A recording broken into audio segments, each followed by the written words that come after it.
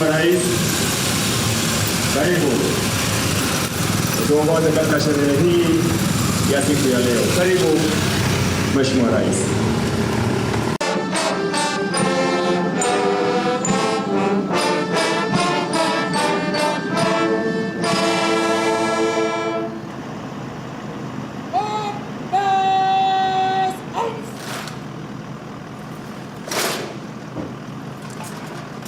Mkuu wa gwaride kuja mbele ya Mheshimiwa Rais kumwomba idhini ili apate kuikagua gwaride.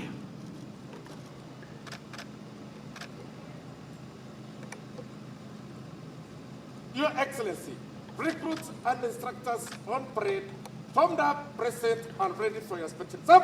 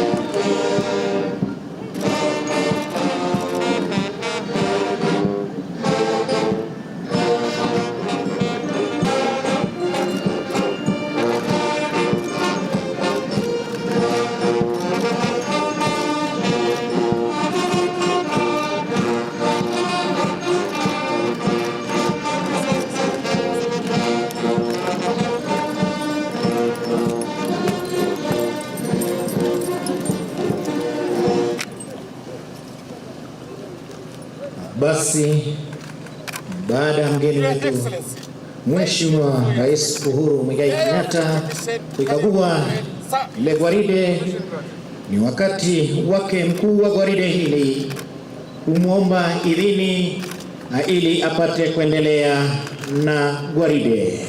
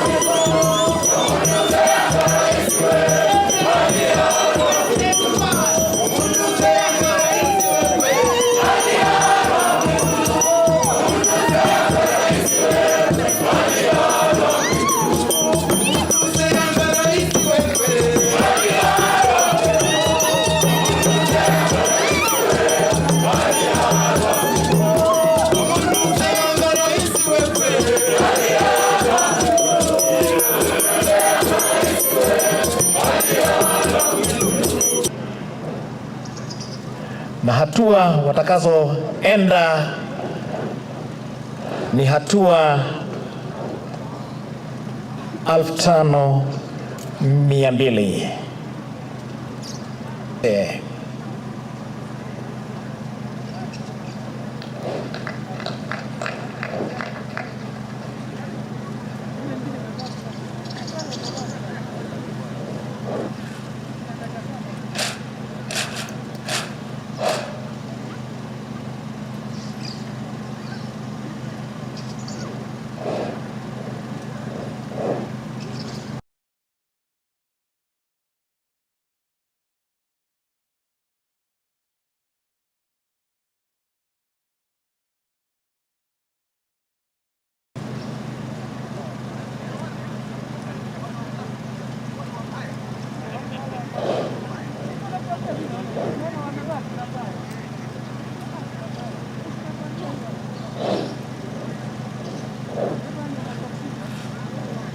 Mchezo huu unajulikana kama crossing.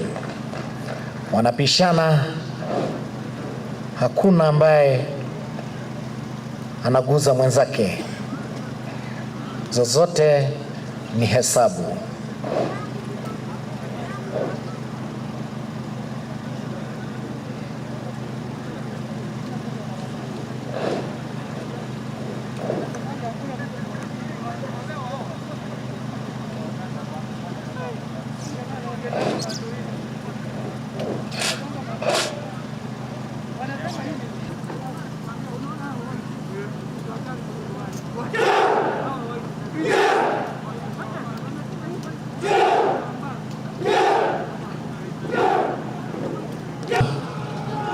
Na kugonga zile vionzi.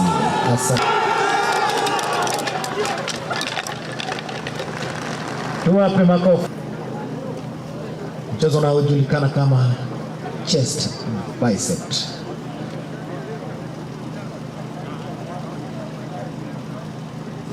Bicep tricep. Mchezo unajulikana kama back bicep.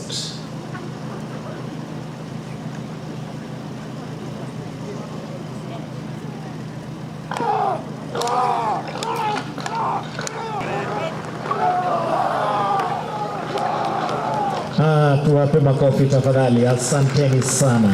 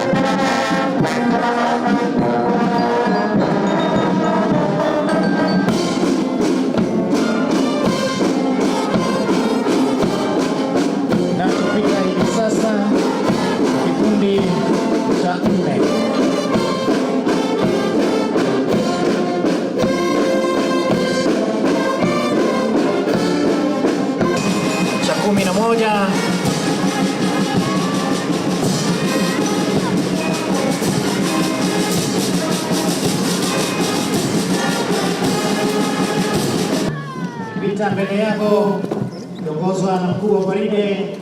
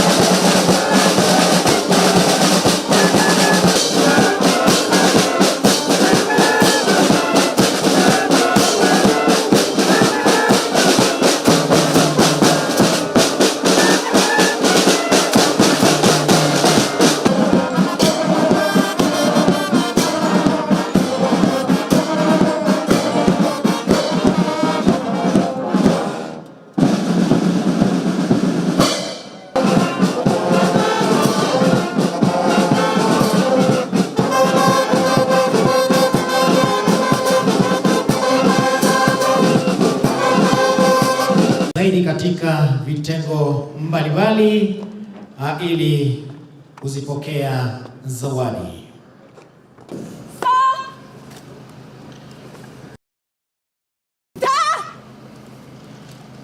The best recruit in academics men, service number 200636, Bernard Kiplangat Betch. The best recruit in sports men. The best recruit in Passport number 2000703 4092, Inspector Joyce Ogango.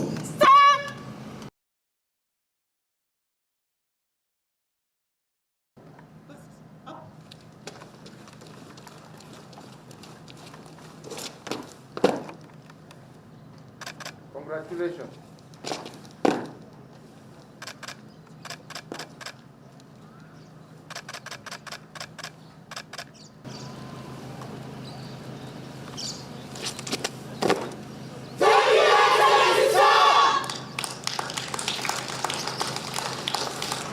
Asante sana. Baada ya kupokea zile zawadi, the training offered here in Gilgil and the subsequent engagement of these young men and women in nation-building activities sets them apart from their peers by instilling in them the values of discipline, diligence, patriotism, and nationhood. This is the unique selling point of our youth that guarantees that the job market, dependable workforce. Enlistment of our servicemen and women into the disciplined services will therefore enhance these values in those services. Besides, those that graduate with trade in different skills areas have proved to be a cut above the rest as attested by their employers. Your Excellency, sir, I want to thank you most sincerely for the continued support to the service and the love you have showed to the youth of this country by championing their training and job placement. Your Excellency, your presence with us today demonstrates your continued determination to ensure that the youth access quality training and discipline for the labor market and to support national development. Your Excellency, sir, I wish to thank National Youth Service Council, management, and the staff for strengthening National Youth Service governance to deliver on the expanded mandate. The performance of the Council and the management has demonstrated high standards of professionalism, patriotism, and high standards of ethical practices. And the Excellency, that's why for almost the fourth year, we have not witnessed any unethical issues in the institution. Your Excellency, sir, National Youth Service has made notable development contribution spread across the national and beyond. The contribution in manufacturing, food security, and housing, to name a few, target providing timely solutions to national development challenges. One of the issues that we have pondered over is how we can prepare every Kenyan youth for their personal destiny. The interventions that we have put in place include fostering greater access to technical and vocational education, creating a framework through which our youth would have greater access to government procurement opportunities, creation and expansion of youth affirmative action funds, such as the Youth Fund, the Uwezo Fund, as well as the expansion of this NYS program. And undoubtedly, the NYS program has been a tremendous success. And for that reason, despite the disruptions caused by COVID-19, we have remained resolute on empowering our youth through the NYS, which has seen an additional 14,779 young people admitted into the NYS this calendar year. Indeed, through the NYS training programs, we now have a critical mass of employable youth with a reputation for discipline, diligence, excellence, and hard work. This sterling reputation has stood the test of time, and I therefore urge you, the class graduating today, to maintain these high standards as you move on to the next phase of your service to Kenya. Since independence, the National Youth Service has been instrumental in our national development. Recognizing this enormous contribution, we have placed the NYS at the center of the implementation of various key Government of Kenya projects.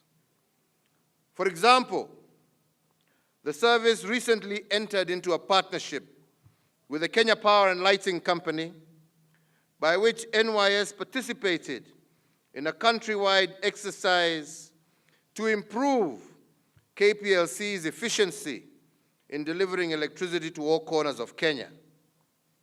NYS assisted KPLC by ensuring that the company has an up-to-date data set of all its physical assets, including all prepaid and postpaid meters. In other areas, especially of national security, we have seen the NYS involved in the digitization of data at the Lands Department. We have seen the NYS involved in the National Addressing System, and the NYS has also been enlisted at the Integrated Communications Command and Control Center, IC3, to respond to telephone calls and other electronic communications from members of the public. This is in addition to NYS's role in augmenting the work of the police in crowd control duties during significant local as well as international functions. The service has remained a dependable entity in emergency response and disaster management. Ladies and gentlemen, these are just but a few examples of how the NYS has become an even more critical player in our development spectrum, and the class graduating today can expect to similarly be called upon to contribute to a variety of development areas, particularly within the Big Four agenda. When we conceptualized the Big Four agenda, we were determined to direct our resources and efforts to those issues and projects with the greatest impact on the well-being of our people. To succeed, we all need to rethink our approach to the social economic development of our country. NYS has become a critical player and also an enabler of the Big Four agenda across the four pillars, but particularly in food security and manufacturing. Today, we are glad to note that the Textile and Garment Technology Institute has been modernized through the acquisition of new machines and equipment to enhance efficiency and quality. This has expanded the production capacity of the factory 20-fold, from 100 pieces a day in 2013 to 2,205 pieces per day today. Apart from the garment factory, it is also notable that the service has commenced the process of acquiring equipment to automate the mineral water bottling venture located in Turbo Field Unit. In addition, bakery equipment and allied accessories have been installed for the production of bakery products here in Gilgil. In support of our national food security, the NYS service has produced last year approximately 1,661 tons of food items from its various farm units across the country. And I note also that the service has set aside 100 acres at the Turbo Field Unit to upscale certified potato seed production.